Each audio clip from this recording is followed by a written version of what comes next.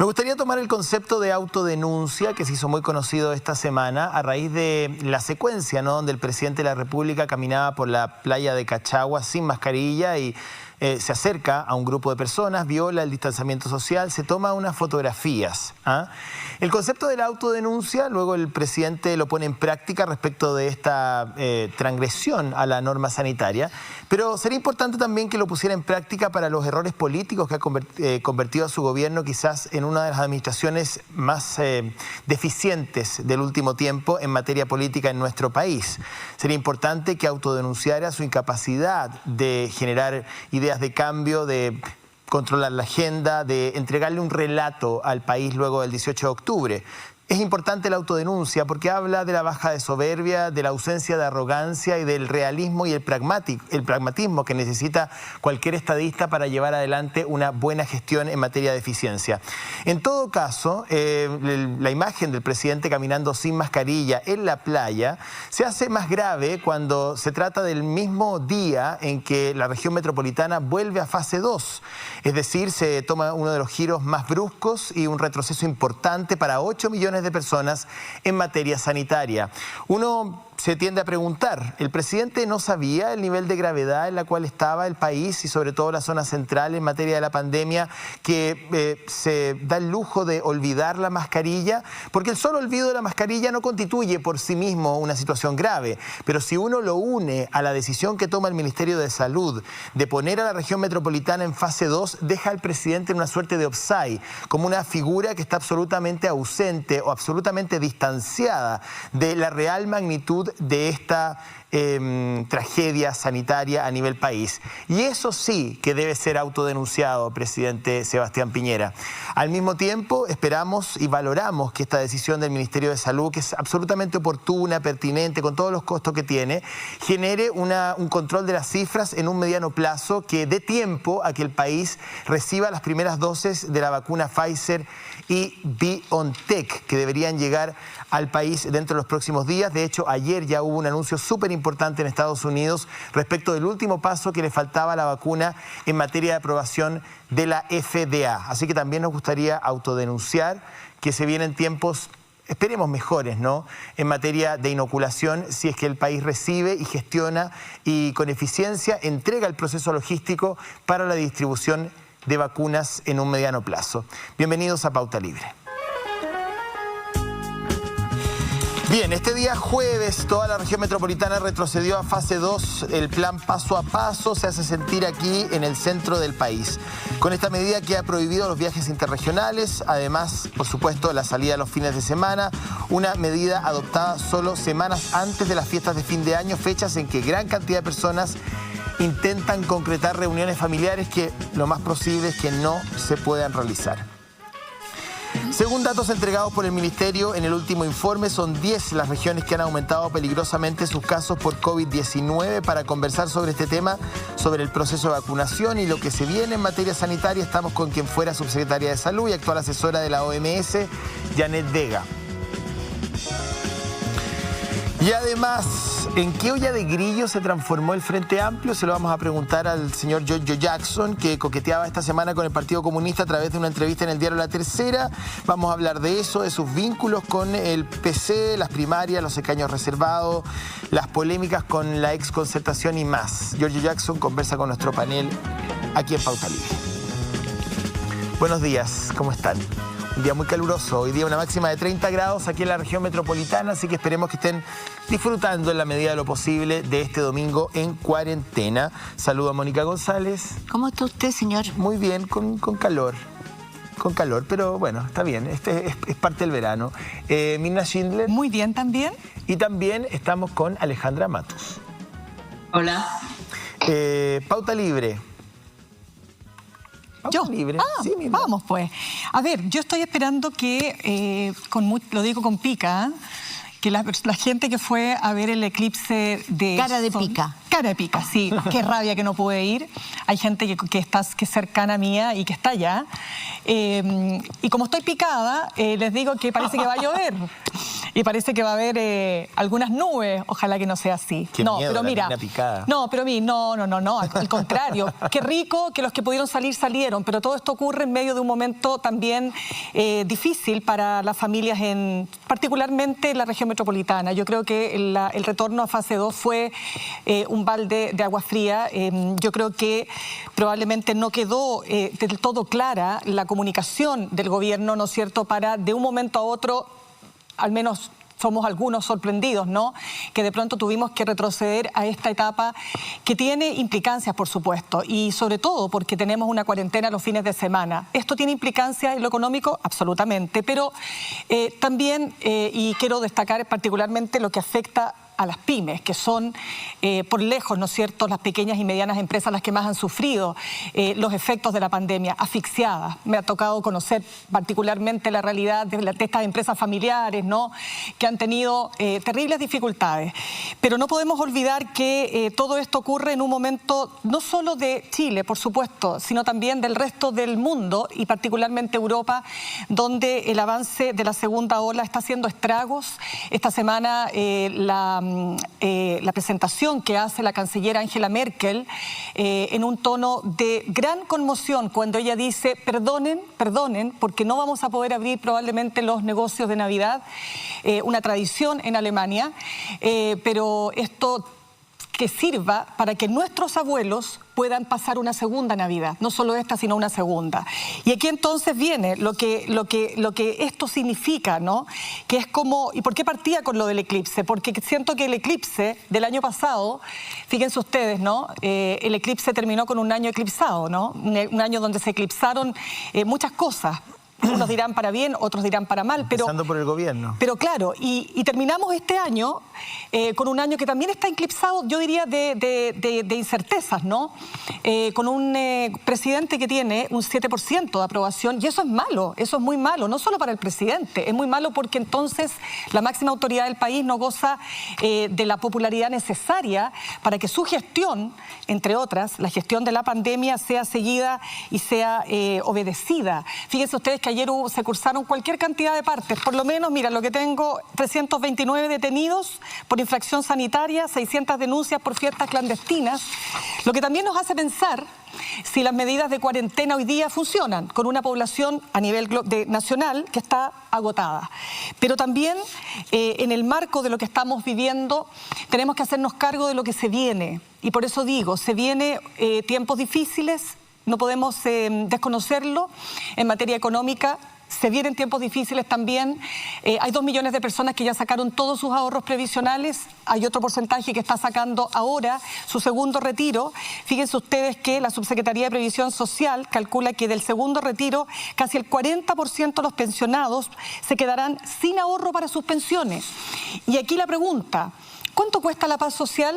Y lo digo porque la semana leía varias economistas, entre ellos Rolf Lüders, que fue economista y fue ministro de Pinochet, que hablaba de lo que, digamos, de sus cuestionamientos respecto de cuánto gastar, de que si las tasas hoy día están bajas para seguir endeudándose como Estado, de que eso es una situación que podría efectivamente llevarnos a un camino equivocado, dice él. Le responden otros, hay distintos economistas también en la centroizquierda que plantean que aquí el gobierno se tiene que poner con más plata, y hoy día el ministro de Hacienda, Ignacio Briones, vuelve a hablar de un IFE que va a ser más dinámico y flexible, un ingreso familiar de emergencia, pero basta cuando la gente ya se quede sin su segundo retiro. ¿Habrá un tercero acaso? Él dice, ojalá que no, ojalá que lo que está en el TC realmente, ¿no es cierto?, prospere para que no haya otro retiro. Entonces, la situación es difícil y yo creo que no quiero ser, a ver cómo decirte, no quiero generar pesimismo, pero quiero que hablemos con realismo. ¿Para qué? Para que aunemos voluntades, digo yo, desde mi rincón humilde, para que efectivamente podamos pasar un 2021 menos fuerte y menos agobiante como fue el 2020. Mira, yo cortito voy a ir con la Ale, pero voy a ser súper breve. Yo creo que el gobierno tiene que aprender a leer las señales que ya son brutalmente y llegan a ser groseras de lo evidente. O sea, luego el plebiscito 80-20, ahora la encuesta Criteria 7 puntos. O sea, cómo explicarle a este gobierno en la sintonía en la que está la gran mayoría de la gente. Si ese es el punto, no quiere ver los números, insiste en que hay una polarización. Señores, en la moneda, este país no está polarizado. La polarización es un concepto absolutamente partidista y político. La mayoría del país está alineado en una misma dirección, que tiene que ver con un cambio constitucional, que tiene que ver con derechos universales, que tiene que ver con medir la magnitud de esta pandemia, que es la peor que hemos pasado en un siglo, porque esto es lo más parecido a una tercera guerra mundial, y no estoy haciendo con esto alarde de nada, lo dicen los principales editorialistas norteamericanos. Esto es una guerra mundial, lo que pasa es que es una guerra convencional, pero es como si estuviéramos viviendo entre el año 40 y el año 44. Estados Unidos tiene más muertos que la Segunda Guerra Mundial. Por ejemplo, en un solo día esta semana Estados Unidos tuvo más muertos que durante los atentados del 11 de septiembre, más de 3.000. Entonces, si todavía estamos como mendigos contando chaucha a chaucha cuánto vamos soltando la billetera fiscal, quiere decir que no hemos entendido absolutamente nada. Entonces a mí me parece que aquí, y cuando yo decía la autodenuncia, es importante que el presidente no solamente se autodenuncie por no usar mascarilla, sino que también por ser ciego, sordo y mudo, como Shakira, para escuchar y entender lo que el país le está diciendo, lo que las urnas le están diciendo. Y eso tiene que llevar a que haga cambios en su equipo, que a lo mejor no escuche tanto a aquellos asesores que han estado en una dirección distinta y que son una minoría, porque hoy día la línea de la roulette es una minoría en el país. Entonces, si el presidente no logra, con la inteligencia que tiene, me imagino, y con su experiencia política, a esta altura, aunque sea en el último año, nunca es tarde, señor Piñera, visualizar efectivamente y decodificar a la sociedad chilena, la verdad es que este gobierno está perdido, se acabó hace rato. O sea, o efectivamente enmienda el rumbo, o la realidad se va a seguir tropezando con la propia realidad, porque el proyecto Giles, el proyecto del 10%, fue el gobierno estrellándose contra un muro de contención. O sea, ¿cómo puedes explicar tú que durante 9 meses le hicieran la guerra al retiro, al giro del 10%, diciendo que era la peor política pública, y al final tuvieron que mandar un proyecto de giro? Eso te demuestra a ti que durante 8 meses estuvieron perdidos, absolutamente perdidos en la estratosfera. Alejandra. Sí, yo quiero aprovechar este momento para tomar un punto que mencionaba Mirna del eclipse. La región del Biobío, la región de la Araucanía, ambas regiones están con cifras críticas. Nos pasamos todo el año apoyando la causa mapuche, al pueblo mapuche, y cuando viene un eclipse salen desbandadas la gente a verlo sin escuchar los mensajes que vienen de esa región, que vienen pidiendo hace rato que no fueran a ver el eclipse, incluso los comerciantes, incluso la gente que se beneficia del turismo, porque saben que por un día de presencia de todas estas personas apelotonándose en las calles, en los restaurantes, donde estén, digamos, van a aumentar aún más cifras que ya son críticas, camas que no tienen, y no escuchamos. No escuchó la autoridad, que aquí en este mismo canal el ministro Santelices aseguró que se habían tomado, el exministro, perdón, aseguró que se habían tomado todas las medidas, que había cordón sanitario, y parece que no fue así. Y lamentablemente la gente ya está allá, y cuando se desaten los contagios, que se demoran un tiempo, y las muertes por estas aglomeraciones, ya va a ser tarde. La gente ya va a estar en Santiago, los que fueron, si se contagiaron allá, van a subirse a buses que son lugares de contagio, o se van a venir en avión. El aeropuerto sigue abierto. Entonces yo creo que también hay que tomar en cuenta, como decía la canciller Merkel, que probablemente todo el mundo está cansado, está agotado, es verano, todo lo que quieran, pero el virus sigue presente, no ha desaparecido, no se va con el calor da la sensación de que el virus no está. El COVID no es un virus respiratorio, Es un virus que afecta las vías respiratorias, pero también afecta a todo el cuerpo y todos los órganos. Y por lo tanto no es un resfrío, como uno puede creer que con el calorcito uno sale al calorcito y se va. Efectivamente es mejor estar en un área ventilada que en un área cerrada, pero las medidas tienen que hacerse cargo de cómo se contagia el virus.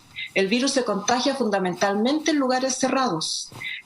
Por ejemplo, transporte, aviones, lugares de trabajo. Es inconcebible que el gobierno esté autorizando los permisos colectivos. ¿Qué significa permisos colectivos? Que todos los trabajadores de la minería, por ejemplo, van a poder seguir viajando desde zonas con altos contagios al norte. Son bombas de tiempo. Los mineros que han muerto por contagio de COVID normalmente no se cuentan en la región donde fallecieron o donde estaban trabajando, porque son trasladados a otras regiones y se cuentan en otro lugar. Pero son focos, las faenas mineras, todos los lugares de trabajo, las oficinas, el retail, que aunque mande las cosas por correo, tiene a sus trabajadores en bodegas ordenando y distribuyendo los pedidos. Entonces yo creo que es importante hacerse cargo de que el virus no respeta fines de semana ni días de semana, no hace esas distinciones. El virus no hace distinción de si se trata de un eclipse, Año Nuevo o Navidad. El virus se contagia de persona a persona, y si estás en un lugar cerrado, aunque estés con distancia social, aunque estés con mascarilla, si estás en un lugar cerrado por demasiado tiempo, las posibilidades de contagio aumentan. Mónica González. Bueno, es evidente que estamos en un momento muy complejo, ¿no? Complejo para la familia chilena, pero no solo la familia chilena, para las familias en el mundo. No puedo dejar de estremecerme con las cifras que hay de Estados Unidos. En Italia, en Francia, en Gran Bretaña. Y mientras todo esto pasa, viene la locura de millones por la vacuna, ¿no? Y las amenazas y los avisos de que va a haber banda organizada, crimen organizado, que va a robar y secuestrar vacunas. Las dosis. Bueno, yo quiero decir que en Chile tenemos 21.157 muertos de acuerdo al reporte de ayer. Eso es mucho más que todo el balance de la dictadura. Lo que sigue son muertos por corazón, son 7.000 y tantos. Eso es una cifra enorme. Por lo tanto, lejos de pensar que este año es un año, yo no lo llamo eclipse, lo llamo un año que va a quedar en la historia aciaga. Un año trágico. Y nadie puede decirnos que el año que viene, el 2021, va a ser mejor. Por lo tanto, lo que yo creo es que si hablamos de retiros, estamos hablando de gente que tiene plata en la AFP. Sí, 4 millones de personas se van a quedar sin un 20 después de este segundo retiro. Pero a mí me interesa mucho más aquellos más vulnerables, aquellos que no tienen dinero, que son informales y que necesitan urgente una inyección a la vena para poder vivir. Quiero decirles que las proyecciones del Ministerio de Educación dicen que hay 260.000 niños que van a estar fuera del sistema escolar. Porque si ustedes se fijaron, en la televisión mostraban las filas, enormes filas. Yo no sé si somos insensibles o qué, ¿no? Pero cuando ven esas enormes filas de gente en el calor, sin distancia social, frente a la AFP, ¿por qué? Es que no tengo internet, no sé hacerlo. Por el teléfono imposible, y además ya no tengo plata en el teléfono. Bueno, el no tengo plata en el teléfono fue lo que muy vimos recurrente en estas filas de gente que no sabe cuánto tiene, si tiene algún poquitito que puede sacar y que se arriesga, es porque estamos frente a una miseria dura. ¿Puedo agregar algo? Por supuesto. Esta semana, respecto al 10%, sí, es que va en la línea de lo que tú estás diciendo. Yo tengo un programa de radio, tú sabes, en el mismo conglomerado de la Mirna. Y hicimos mucho el tema del 10% para saber un poco en qué se iba a gastar. De hecho, hay un estudio del Instituto de Igualdad que habla en qué se gastó el primer 10%, que dice que básicamente fue alimentación y vivienda. Esos son los dos principales ítems. Y deudas, ¿no? O sea, los plasmas deben aparecer mucho más abajo, los iPhone y todas Como esas dijo cosas. cierta subsecretaria. La ministra. La ministra del Trabajo. Claro. Pero yo abrí las líneas de la radio y quise escuchar. Le dije, ¿en qué va a gastar usted su 10%? Yo dije, me voy a encontrar precisamente con el pago de deudas. Yo asumí, ¿no? Probablemente con, no sé, algo para mi casa. Pero mucha gente, pero no una ni dos, decenas de personas, tratamientos odontológicos. No puedo comer. Ni voy a encontrar trabajo sin dientes. No puedo reír. No puedo encontrar trabajo, entonces voy a cumplir mi sueño de cambiar mi dentadura o mejorar mi dentadura. Mucha gente. 2, comprar un nicho para enterrar a mis padres, porque no tuve la posibilidad de enterrarlos, tuve que pedir prestado un nicho. Y estoy contando historias reales, no estoy inventando nada. Tuve que pedir prestado un nicho y mi sueño es poder cambiar a mi padre para ponerlo junto a mi madre, o que los dos descansen juntos, o cambiar de lugar a un hijo en el cementerio, porque no tengo dinero para pagar un O me lugar. lo sacaron. O me lo sacaron. Entonces, Porque no me avisaron y no tuve cómo comprar la tumba. te vuelvo a dar la palabra, pero son historias reales y no una ni dos, son decenas. Bueno, yo quiero decir que esta fractura que se evidenció después del 18 de octubre entre una élite de la que nosotros también formamos parte y la vida real de la gente se sigue evidenciando. Porque nadie está preocupado de esos 260.000 niños, nadie está preocupado de ir al encuentro, de contar, porque navegamos en la oscuridad, como lo he dicho 1000 veces, para saber dónde están esas mujeres que no pueden buscar trabajo porque cuidan a los padres, a los más viejos o a sus hijos fundamentalmente. ¿De qué vive esa gente? Entonces, eso es lo que necesitamos. Y mientras tanto, al lado de eso, hay un señor que se me dice que es víctima porque el Estado le debe $4 millones por el espacio riesgo. $4 millones. ¿Perdón? ¿Cuántas municipalidades ofrecieron al gobierno lugares públicos para organizar ese hospital de campaña? ¿Por qué tenía que ser en ese centro de eventos que cuesta 4 millones y que la Contraloría ha dicho que ese contrato es ilegal, que no reúne las condiciones? Yo quiero decirle que a mí me parece obsceno.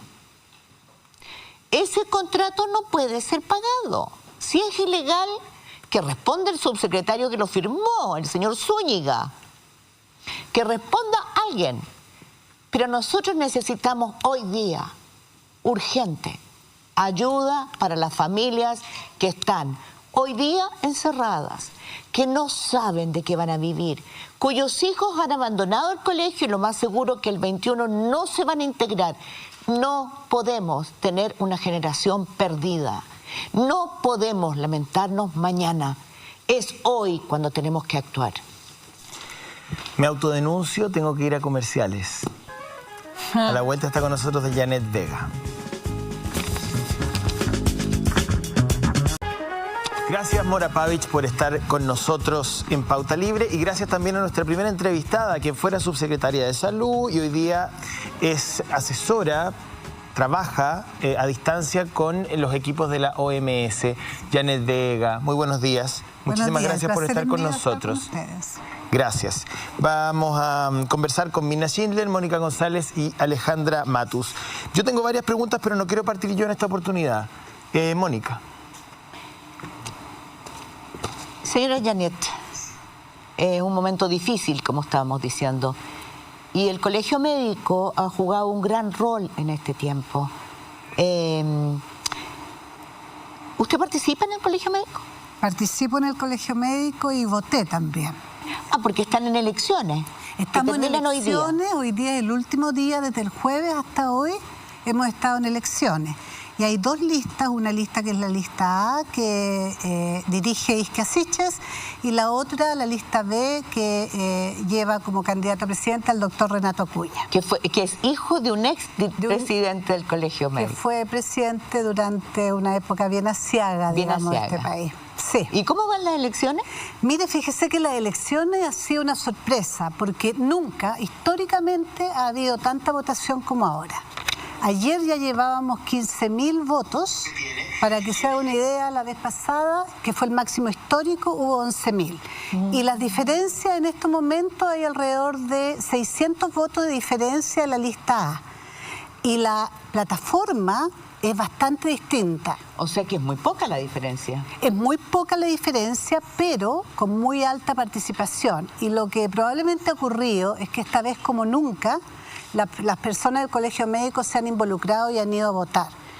Y básicamente porque lo que está en juego son dos visiones del rol del Colegio Médico.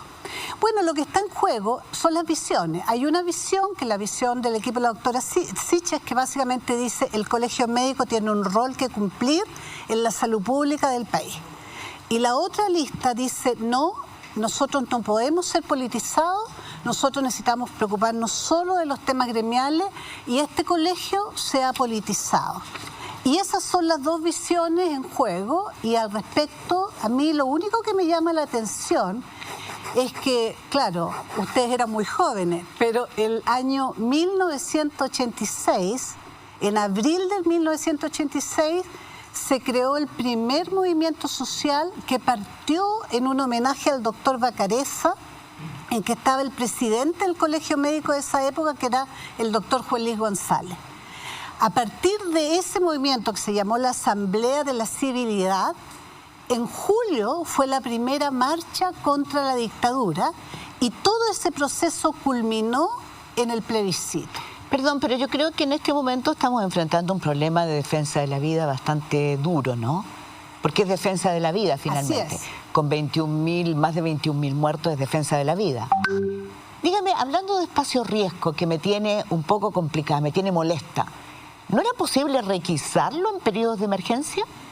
Bueno, todo es posible en ¿O habría periodos de podido emergencia. arrendar otra cosa o ocupar otra? Todo es posible en periodos de emergencia.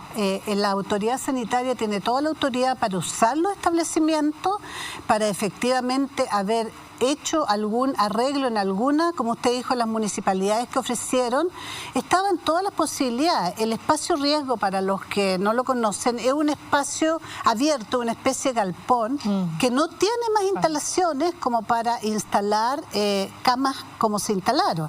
Entonces, realmente nos llama mucho la atención. Bueno, primero que se haya usado, uno puede decir de acuerdo, se usa porque hay un grupo de personas que son los dueños, que efectivamente quieren contribuir.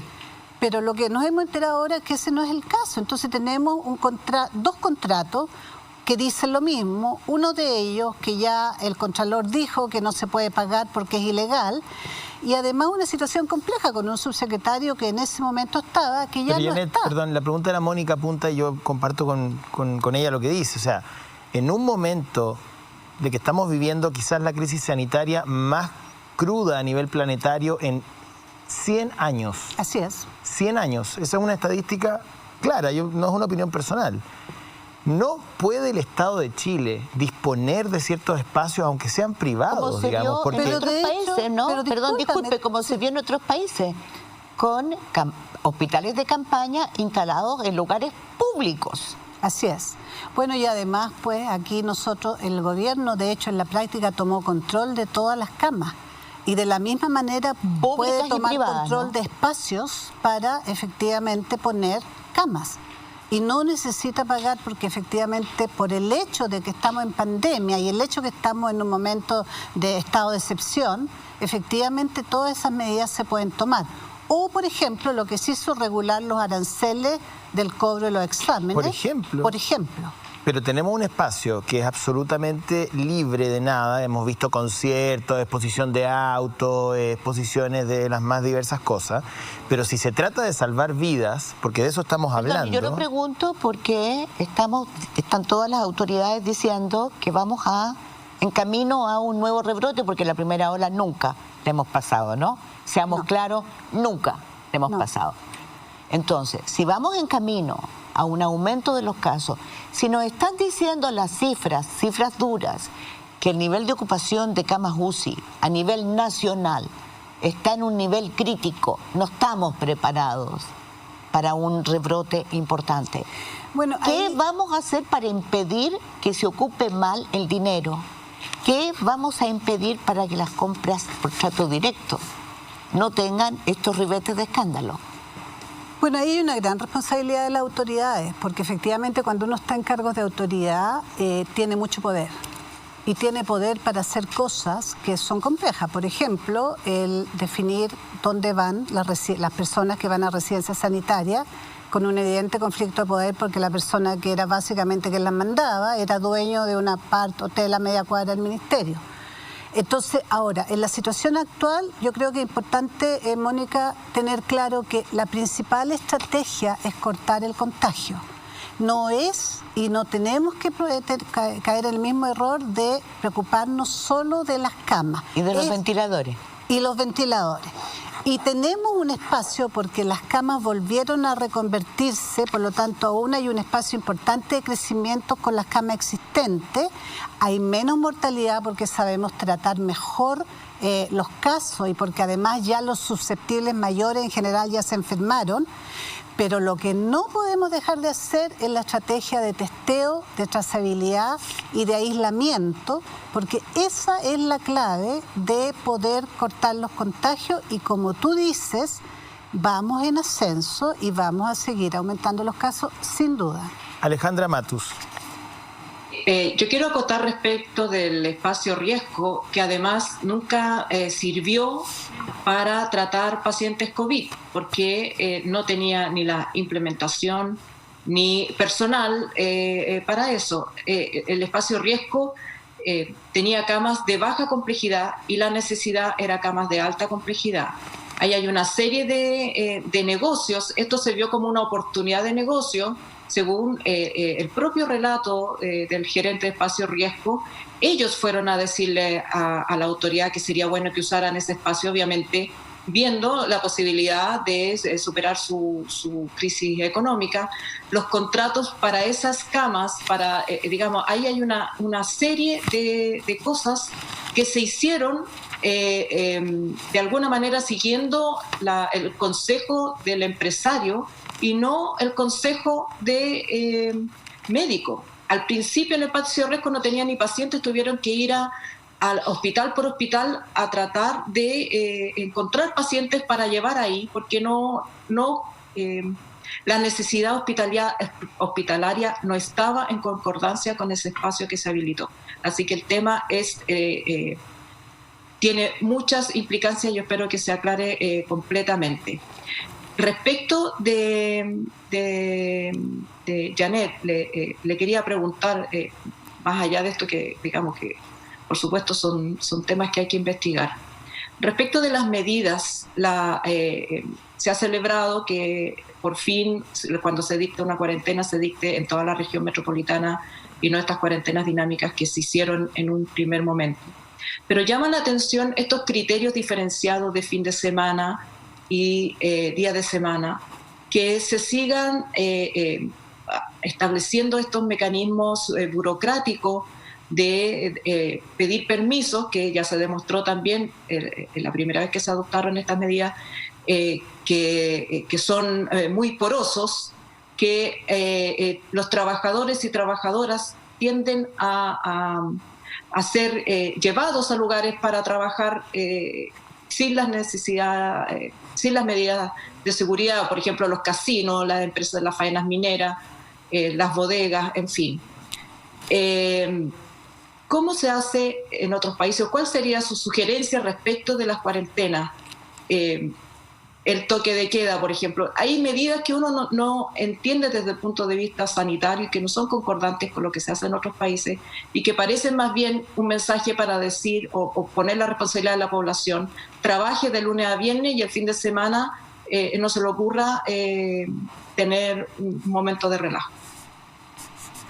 Bueno, primero yo creo que en la cuarentena, aunque sea solo el fin de semana, es una medida acertada para el momento actual, sin duda. ¿Por qué? Porque todas las medidas que disminuyen la movilidad de las personas son medidas que disminuyen la circulación del virus, porque el virus no anda suelto, el virus se transmite persona a persona. O sea, hay un vector humano. Hay un vector humano. Habiendo dicho lo anterior, yo diría que más bien el tema es un poquito más de fondo, en el sentido de que aquí la comunicación de riesgo no estaba a la altura. Entonces hay cosas que no entendemos. Por un lado vemos a la canciller Merkel, que básicamente dice vamos a tener que cuarentenarnos, y lo sentimos mucho. Por otro lado tenemos estas cuarentenas que uno celebra, pero entiende poco efectivamente, porque en la semana en el fondo la gente se sigue moviendo de la misma manera. Ahora, independiente de eso, y quiero aprovechar la oportunidad, si usa mascarilla, si se lava las manos, si mantiene la distancia como estamos en este momento, y si trata de estar al aire libre, las posibilidades de contagio disminuyen tremendamente. Entonces, Alejandra, yo creo que si tú me preguntas a mí, yo pienso que es una buena medida. No estoy segura si la población en este momento es capaz de sostener una medida de cuarentena total de manera de todos los días, por el cansancio que significa y por todo lo que estamos todos tan complicados. Janet, pero tú Perdón, sí. ¿puedo hacer la consulta? Sí, por favor. Sí. Sí, hay bastantes estudios, ya lo han acogido también la CDC, de que el virus se contagia principalmente en espacios cerrados. Así es. Y en espacios cerrados, por los aerosoles, puedes tener distancia social, puedes tener incluso mascarilla, pero los aerosoles después de un tiempo igual contagian a personas a mayor distancia, digamos, porque no es un contagio cara a cara, sino que es un contagio con las partículas que quedan suspendidas en el aire y que tienen mayor alcance.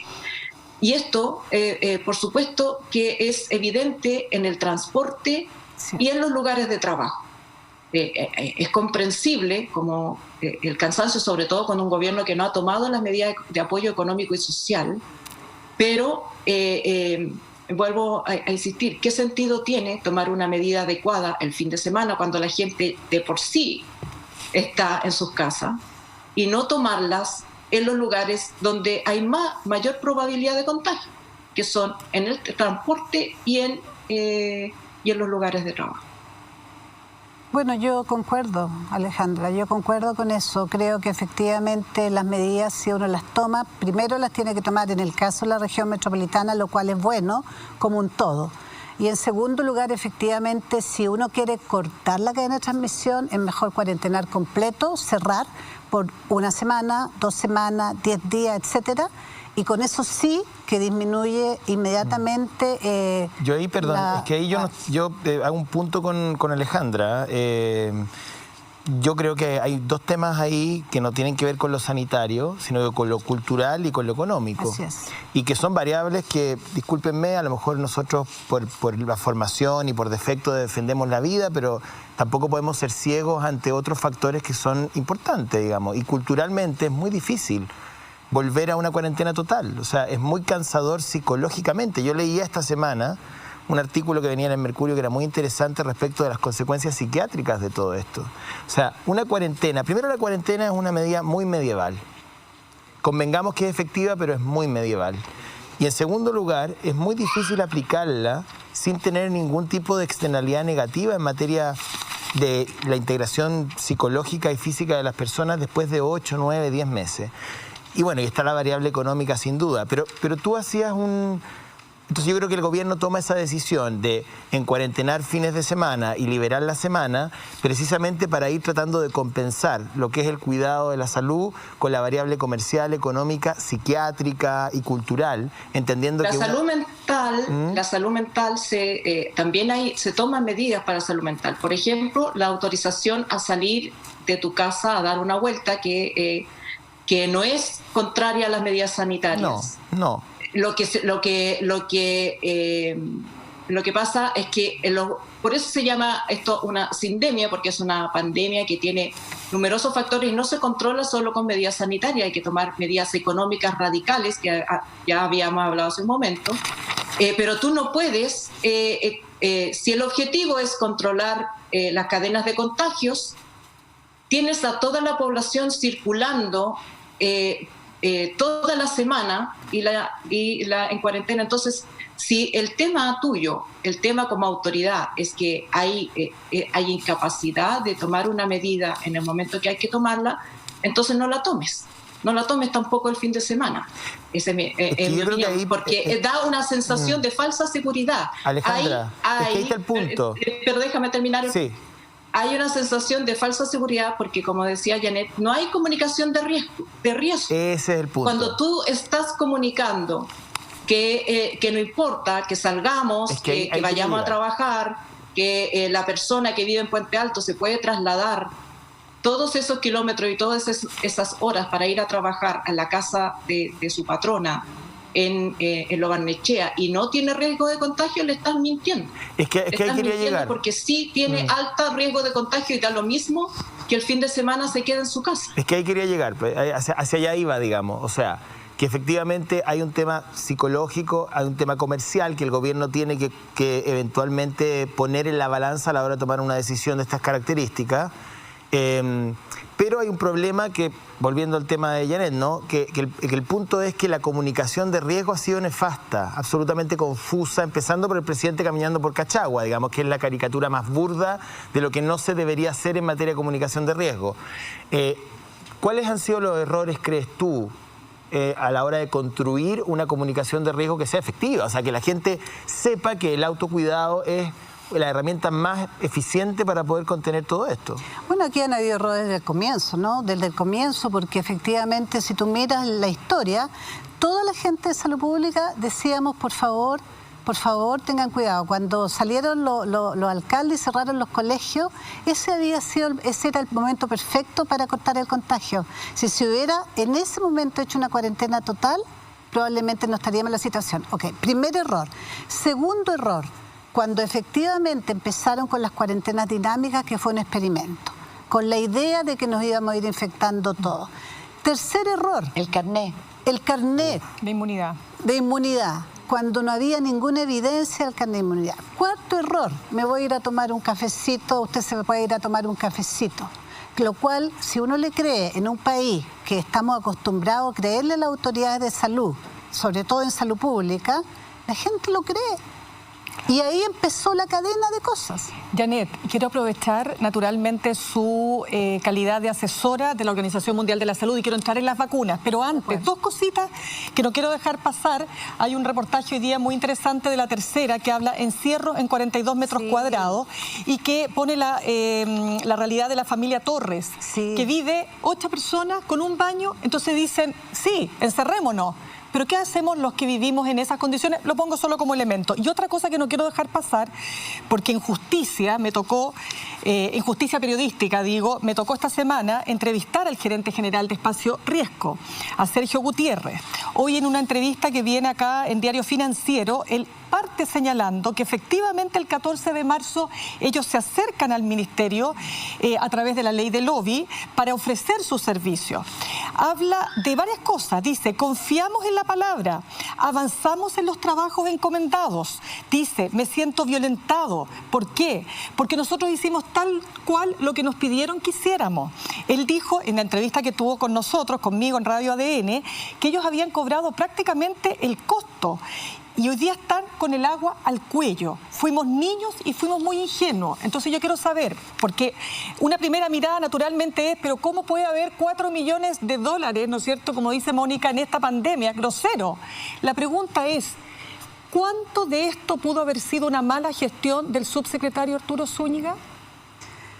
O sea, bueno, si usted me pregunta, Mirna, cuál es la opinión de la gestión de la Subsecretaría de Redes Asistenciales en el periodo previo, yo diría que no es buena, porque efectivamente, primero, los focos no estuvieron donde debían estar y segundo, han empezado a salir todas estas cosas que son complejas. O sea, es complejo la decisión de efectivamente, por sobre decidir lugares que pueden ser habilitados más rápido y más barato, habilitar un espacio que además va a estar sujeto al escrutinio público. Esa es una mala decisión política. Es complejo utilizar residencias sanitarias que efectivamente tengan interés. Conflictos de interés. Claro. Y tercero, toda autoridad sabe que cuando uno hace un contrato, tiene que estar en condiciones de que ese contrato lo vise la Contraloría. ¿Y lo vise la ciudadanía? Y la ciudadanía se arriesga a un sumario y a un juicio de cuenta. Y la única manera que uno salva de eso es yéndose antes del sumario. Y ahí tenemos otro tema. Porque en estos momentos, ¿quién va a ser responsable? Por supuesto, y eso es lo que quería saber, básicamente, ¿no? Porque también, para entender, y yo también entrevisté esta semana al Contralor General de la República, que justamente dice que uno de los contratos es ilegal. Quiero pasar al tema, Janet. Caterina Ferrecho, epidemióloga, parte del comité COVID-19, dijo 3 cosas esta semana que a mí me parecen súper preocupantes. Dice, obviamente que el virus está lejos de ser domesticado. Dijo que los hospitales ahora sí que pueden colapsar porque ya no es que vamos a las regiones, porque allá nos están esperando, ¿no es cierto?, con camas disponibles. Cuento que es súper clave de aclarar y de precisar. Pero otra cosa que dijo, que se contradice con lo señalado por el ministro París, que las vacunas no van a llegar antes de abril o mayo, que somos el pelo de la cola del mundo. Estaba leyendo un reportaje cómo se está repartiendo los países desarrollados y cómo África está viviendo una realidad, o podría vivir una realidad que 9 de cada 10 personas no puedan ser vacunadas. Entonces yo quiero saber cuál es la realidad de la vacuna hoy día para nosotros. Bueno, esa pregunta es crucial, porque eso es como cuando decíamos que no había que abrir. Todos los salubristas estamos diciendo, por favor no levanten falsas expectativas con las vacunas. Nosotros, para efectos de vacuna, tenemos que pensar que el 2021 va a ser un año modo COVID. ¿Por qué? Porque las vacunas, claro, van a llegar en enero, yo esto lo dije en algún momento, seguramente 25 dosis para 25.000 individuos si es que llegan. Le quiero decir que solo el sector salud son más de 90.000 funcionarios. Va a salir en la televisión alguien vacunándose, pero eso no tiene nada que ver con la realidad.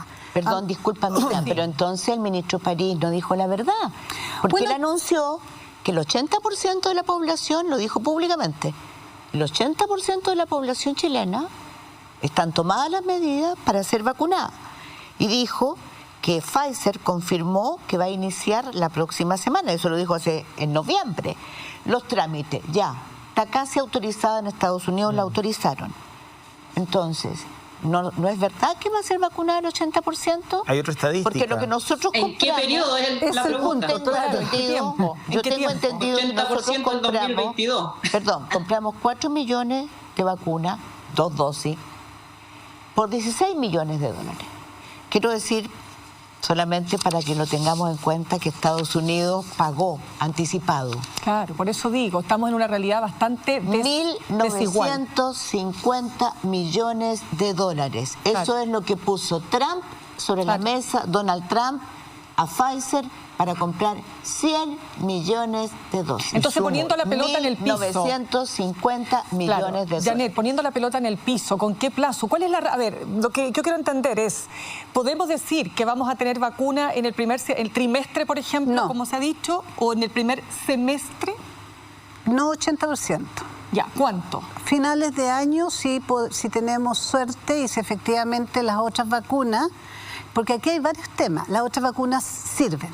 Hay varios temas. Primero, la vacuna Pfizer es cara y es difícil, tiene una logística muy compleja. Por la temperatura. Por la temperatura, porque la ARN es muy inestable, etc. Segundo, las vacunas que siguen, que es la vacuna del AstraZeneca Oxford, tuvo unos resultados raros, porque con media dosis y una dosis a los 21 días tiene 90, pero con dosis entera y con las 2 dosis tiene 60.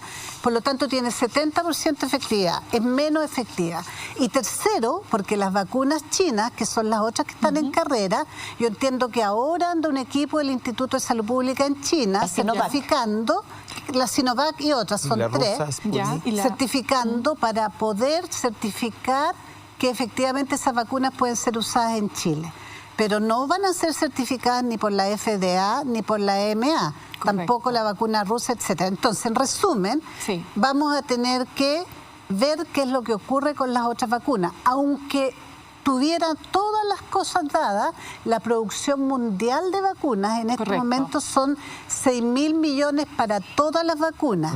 Y los 3 laboratorios más grandes han prometido 1.000 millones adicionales cada uno, y no nos alcanza para la población mundial. Y aquí entonces la pregunta que también la gente se hace: ¿cuánto dura la inmunidad? Y no sabemos. No sabemos. Pues yo sin ser experta decía, ayer en mi casa me preguntaba a mi hijo y les decía, a ver, dura lo que va durando el proceso en que se va probando, ¿no es así? Claro. Y no sabemos otra cosa que es más compleja.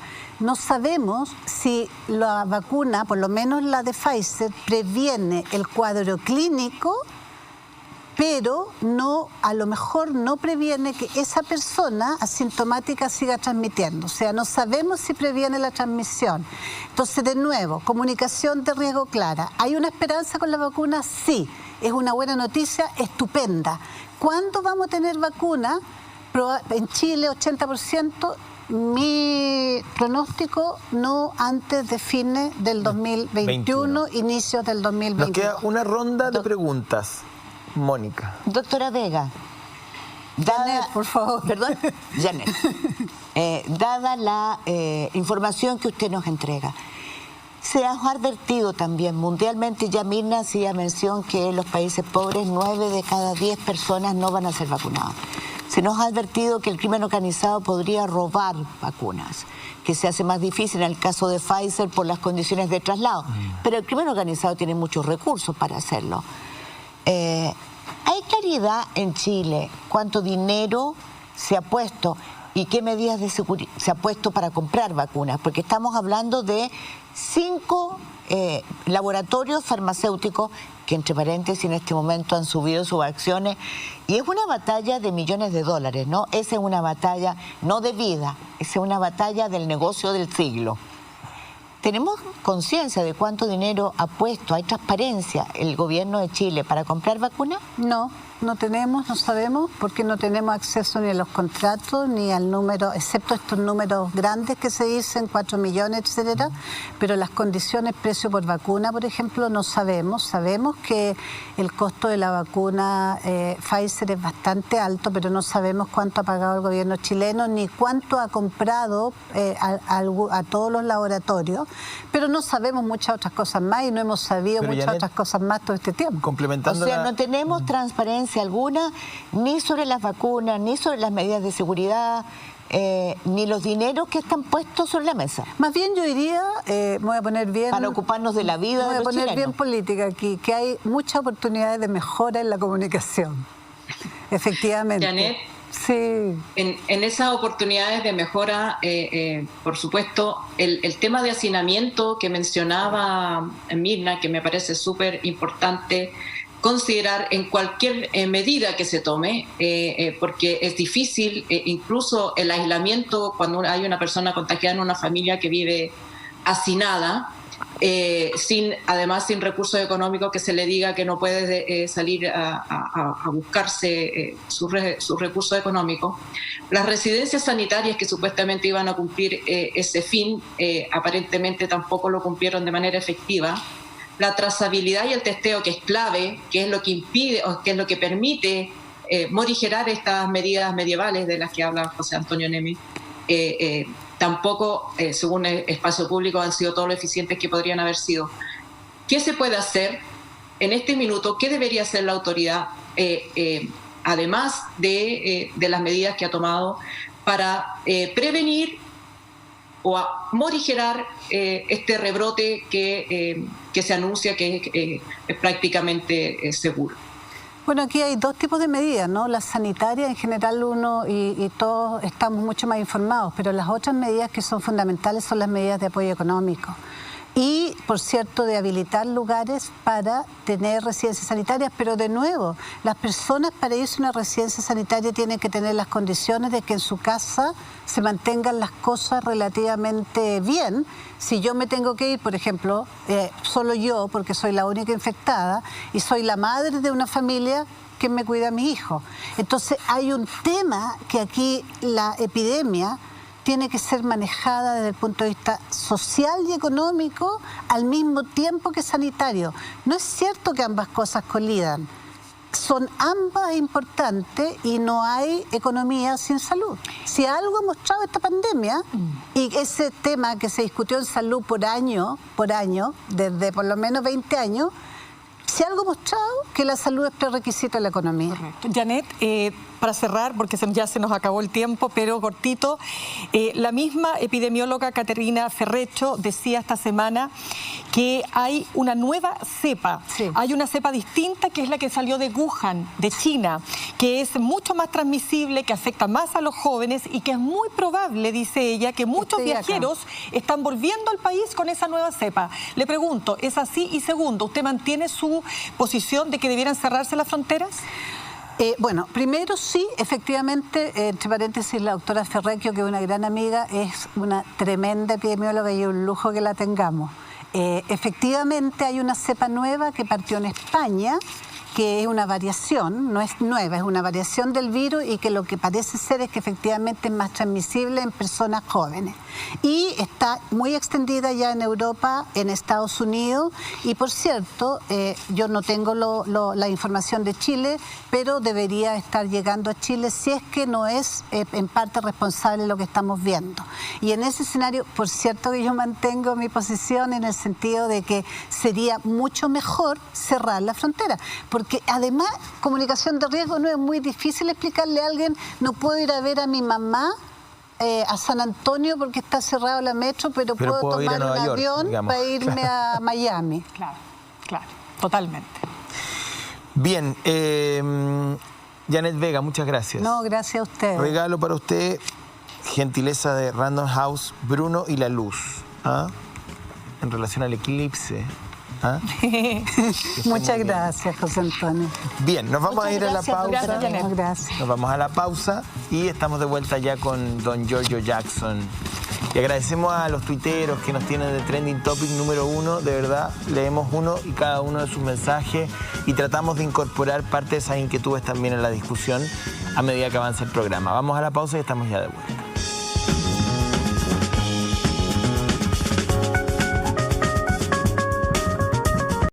Bien, está con nosotros ya don Giorgio Jackson, diputado Jackson. Muchísimas gracias por venir. ¿Cómo Buenos están? días. ¿Cómo están ustedes? Bueno, una semana difícil, me imagino, dura. Me gustaría saber más o menos la perspectiva de los días. ¿Cómo evalúa usted primero este desmembramiento del Frente Amplio? Luego viene su entrevista en La Tercera.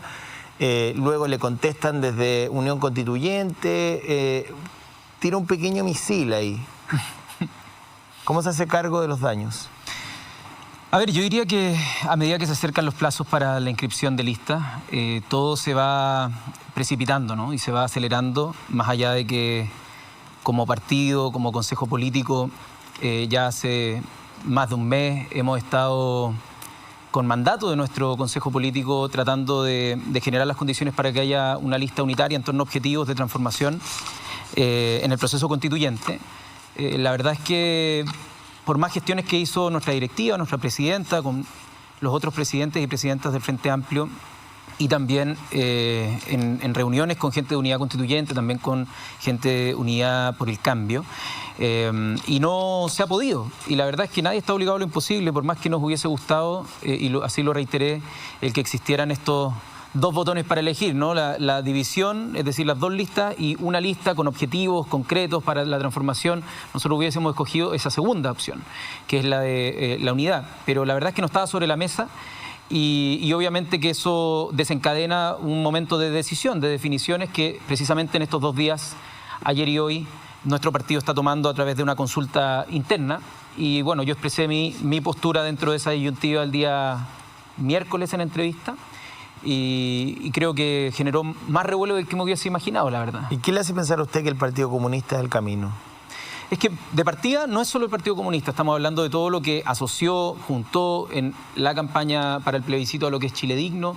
Estamos hablando de que hay organizaciones sociales, que está por supuesto el Partido Comunista, pero también Acción Humanista, el Frente Regionalista Verde Social. Y yo diría que el principal objetivo es poner ideas sobre la mesa, quienes se agrupan en torno a esas ideas y sumar independientes. ¿Qué le seduce a usted del Partido Comunista en especial? A ver, yo diría que lo que me seducen son ideas concretas frente a lo cual los partidos no tengan titubeos. ¿Cuáles? Ideas respecto a la garantización de derechos sociales, ideas respecto a cómo creemos que tiene que haber una democracia más intensa y radical en el sentido de la deliberación que puedan tomar las personas, intensiva en torno, por ejemplo, a los derechos reproductivos y sexuales, intensa en materia de y decidida en materia de como los objetivos para una tributación o las formas de tributación, respecto, no sé, a un Estado plurinacional. Y yo diría que esas ideas, cuando han estado sobre la mesa, han habido sectores de Unidad Constituyente que las han abrazado, enhorabuena, y hay sectores en Unidad Constituyente que han, por lo general, sido evasivos y ambiguos frente a esos contenidos. Lo que nos hace sospechar, la verdad, es que más que no querer hablar de unidad, que es algo interesante cuando se habla de los contenidos, hablan de unidad como en términos abstractos, ¿no? Como por acumular el poder, y vemos que esa experiencia, al menos, fue en parte fracasada con lo que pasó con la nueva mayoría, donde dijeron, mira, unámonos en torno a un proyecto político, ya habían programas, y después la gente terminó, en particular la democracia cristiana, desconociendo el programa que ellos mismos habían firmado. Y eso creemos que en esta oportunidad no puede pasar. Y si es que queremos tener unidad, nosotros no teníamos ningún problema, estábamos disponibles. Todo el mundo que estuvo en las conversaciones sabe que nosotros no fuimos la piedra de tope para que hubiese unidad, pero cuando se vacía de contenido esa unidad y se le trata de decir porque sí, y además se veta ciertas actorías para que participen de esa unidad, la verdad es que no podemos hacer mucho más y en términos de contenido, si es que uno mira todas las votaciones de los últimos 7 años en las que yo he participado en el Congreso, he tenido más sintonía con la bancada del PC que con la de la democracia cristiana, por ejemplo. Diputado, tengo tantas cosas que quisiera preguntarle y creo que no las voy a alcanzar a preguntar. Ajá. Pero hoy quiero partir por lo primero que yo creo que a mí me interesa particularmente, porque cuando se crea el Frente Amplio, se plantea como propósito renovar la centroizquierda, darle otro frescor, traer nuevas caras, nuevos liderazgos, entendiendo algo que yo creo que usted comparte, que es que el proyecto propio llevado al infinito, el proyecto propio, así como se lo planteo, llevado al infinito no era viable. Viene la candidatura de Beatriz Sánchez, ustedes obtienen una votación realmente para algunos inesperada, 20%, y ahora se produce la salida, ya tienen 9 en total, van 9 parlamentarios que están fuera del Frente Amplio por distintas razones. Yo quisiera preguntarle si es el estallido social el que los lleva a ustedes a adoptar una postura de un polo de izquierda clásico, como dice Pablo Vidal, que acaba de renunciar a Revolución Democrática, el mismo Pablo Vidal que dice que tiene la impresión de que la construcción de ese polo tiene un carácter minoritario en Día y Chile, y le agrego una columna de hoy en el Mercurio de Carlos Mansuy, Daniel Mansuy, perdón, la ley. Daniel Mansuy, estaba confundiendo con Carlos Peña. Daniel Mansuy, analista y intelectual de derecha, que dice que no era necesario ser profeta para saber que entre Jorge Ramírez de Comunes y Vlado Virosevic del Partido Liberal no había ningún futuro compartido. Eso. A ver, ¿por dónde partir? Porque son hartas preguntas. Sí, por supuesto que es una reflexión. Yo diría que el estallido social remece todas las estructuras de nuestro país, y los partidos políticos, aunque seamos muy nuevos, no estamos exentos a ese remesón y a estar descolocados durante un buen tiempo y aturdidos para saber cuál es el rol que tenemos que cumplir en este proceso. Ya nosotros no teníamos todas las respuestas, pero lo que sí yo digo con total franqueza es que creo que la apuesta política que hizo el Frente Amplio en el 2017 es la que se acerca más probablemente al diagnóstico y a los contenidos que emergen tras la explosión social del 2019, de octubre. ¿Ya? Y eso no tiene nada que ver con nosotros atribuirnos que somos los únicos, no, pero al menos parte del diagnóstico era mucho más compartida en el proyecto que encabezaba Beatriz Sánchez, y ciertamente eso involucraba desde sectores liberales progresistas hasta sectores de izquierda marxista, ¿no? Perdone, hay una interrupción chiquitita. Dice el mismo Mansuy, ¿cómo explica que el Frente Amplio dice reivindique para sí la crisis de octubre y no logre crecer políticamente? Bueno, es que precisamente hay una crisis respecto a sentirse representado. La crisis no es solamente respecto a los contenidos del modelo neoliberal, sino de cómo sentimos o no que hay un tercero o tercera que nos pueda representar en otro espacio. Y las desconfianzas son tantas que tenemos que asumir también que parte de los problemas es cómo se entiende la estructura partidaria. Yo no me extraño que, más allá de que las ideas que probablemente emergen con fuerza, con un diagnóstico mucho más crítico del modelo, con propuestas más radicales que las que existían nunca en Chile, se planteen después del 18 de octubre, que sean más parecidas a lo que presentó Beatriz Sánchez el 2017, y eso no tenga un correlato con mayor adhesión partidaria, por así decirlo. Yo no me lo extraño, porque el cruce la crisis va por esos dos carriles, ¿ya? Por el carril de los contenidos, pero también por el carril de la representación o la crisis de representación. Pero hay un punto en la columna de Daniel Mansuy que yo cuestiono. O sea, varios puntos en verdad. La primera es que él dice que nosotros no teníamos propuesta. Y él parte todas sus primeras dos columnas de la columna diciendo que no teníamos propuesta de futuro. Y yo lo invito a que vea el programa de Beatriz Sánchez, que es mucho más explícito que probablemente todos los otros programas que se presentaron en el 2017 en materia de cómo queremos hacer una política distinta con reformas al Estado, con reformas a la estructura. En segundo lugar, él dice... Mira, la división, a diferencia del 88, la oposición en ese momento se unió y la oposición se unió y sacó un porcentaje para terminar con la dictadura, que no sé, habrá sido un 56, 57%, no recuerdo cuánto fue el porcentaje que sacó el no en ese momento, probablemente ustedes lo tengan. 56,4. 56,4, ahí, Alejandra Matus, la precisión. Ahí estamos. Pero sí, fue por ahí 56, 57. Y... en cambio, ahora en el plebiscito, que efectivamente se mostró una diversidad, todos teníamos miedo porque los comandos no fueran juntos, pero se expresaron la multitud, la diversidad de sensibilidades frente al plebiscito y sacó 80%, o casi 80%. Entonces, no quiero decir que esto sea directamente asociable a que haya división, pero en este caso al menos no podemos decir que esa división de comandos con sensibilidades distintas atentó contra el objetivo. Entonces, yo sería cauto en tratar de hacer estas como falacias que son dependientes resbaladizas, que a veces pueden confundir. Pero yo voy al fondo, a una de las críticas que mencionabas inicialmente, que decía lo de Pablo Vidal. El anichamiento. Claro, yo diría que nosotros seguimos profundizando el mismo diagnóstico del 2017. Y el 2017, recordemos, la nueva mayoría que se quiebra porque está la DC por un lado y por otro lado está el PPD, el Partido Socialista, está el Partido Radical y está el Partido Comunista, van en una lista apoyando a Alejandro Guillén en una lista parlamentaria. Y nosotros vamos en otra y sacamos el 20% y ellos el 22%. Y hoy, de alguna manera, con el estallido social y todo, el Partido Comunista abandona lo que fue el momento de esa colectividad y yo diría, formamos un polo que está más en sintonía en los contenidos que lo que estuvo en ese momento la ex nueva mayoría y lo que está hoy día Unidad Constituyente. Pero más allá de eso, fíjese usted que para muchos la elección de los constituyentes es probablemente la elección más importante del próximo año. Hay un cálculo que señala que si va la derecha unida como lo va a hacer, la centro derecha va a obtener un 36% de votación en lista única. Si la oposición no va unida, va a lograr la derecha un 51% de constituyentes.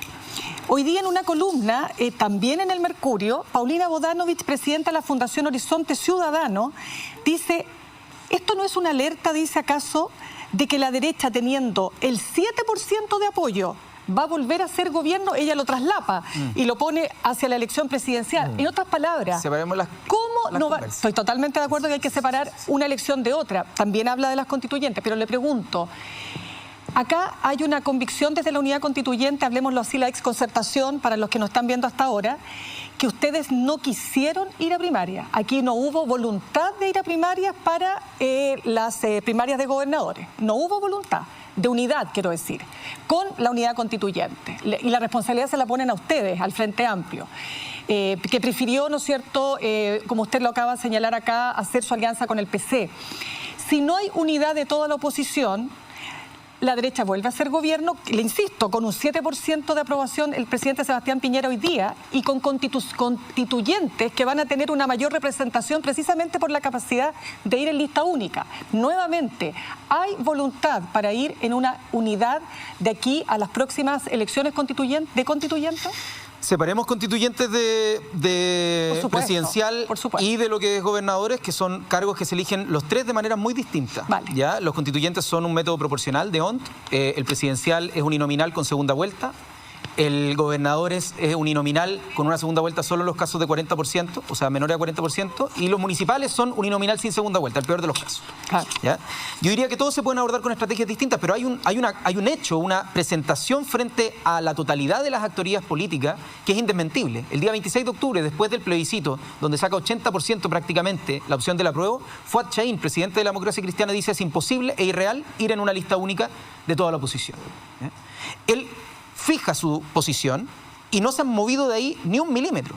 ¿Ya? Por lo tanto, cuando nosotros hemos hecho los intentos, y a diferencia de lo que dice Álvaro Elizalde hoy día en La Tercera, nosotros nos sentamos con el Partido Socialista, es de público conocimiento que Beatriz Sánchez con Maya Fernández han hecho y han tratado de hacer acercamientos con toda la directiva del Frente Amplio, con Álvaro Elizalde, en la casa de Beatriz Sánchez, eso se publicó, salió en la prensa, para poder tratar de hacer acercamiento.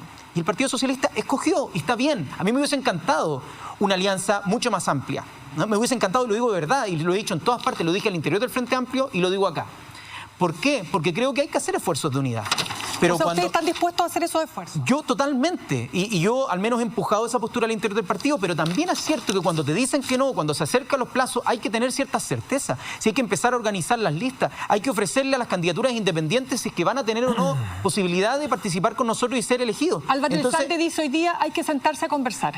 Presidente del Partido Socialista. Llevamos un mes conversando. Si es que ellos están disponibles a llevarle la negativa a Fuad Chahín para no estar presos del veto que ellos están haciendo al Partido Comunista y aparte del Frente Amplio, obviamente que nosotros estamos disponibles a hablar con el Partido Socialista si creemos que sobre todo sus bases, las personas orgánicas, intelectuales que están en ese partido, la gente que ha coordinado también y ha participado en los movimientos feministas de distintos espacios, están mucho más cerca del programa que nosotros hemos puesto sobre la mesa para que haya coincidencia que lo que se resiste la democracia cristiana. Entonces, si tú me dices eso, ¿dónde firmo? Digo yo. Pero ese espacio no está. Y por lo tanto, mientras no esté, nosotros tenemos que decir cuál es el segundo mejor escenario. Siempre lo dijimos, va a ser una o dos listas de oposición. Tratamos de que sean dos y no haya más dispersión, porque en la derecha tampoco se sabe lo que va a pasar. Alejandra. No se sabe si van a ir en una o dos listas, porque ir en una lista con republicanos, ellos saben que los cataloga en la extrema derecha y en el pinochetismo, más duro de todos, mientras que la separación puede tratar de hacerlos ver un poco menos. Hay que preguntarle a Javier Macaya. Sí. Alejandra. Yo entiendo que igual el análisis que se hace de qué pasa si va la derecha unida y los demás dispersos se hace también sobre la base de escenarios electorales distintos sin el plebiscito entre medio. Es un lastre, me imagino, desde el punto de vista político, querer empatizar con las demandas de la revuelta y cargar con los partidos políticos que están en el suelo del prestigio. Pero uno también ve que hay que este propósito, que esta insistencia en que haya propósitos de contenido, de alguna manera tiene un tintín de iluminación, porque se supone que es la Convención Constitucional la que va a definir los contenidos. Entonces, hay dos caminos. Un camino para hacer una estrategia donde haya mayor representación de convencionales que representen a la sociedad chilena, y serán ellos los que definan los contenidos.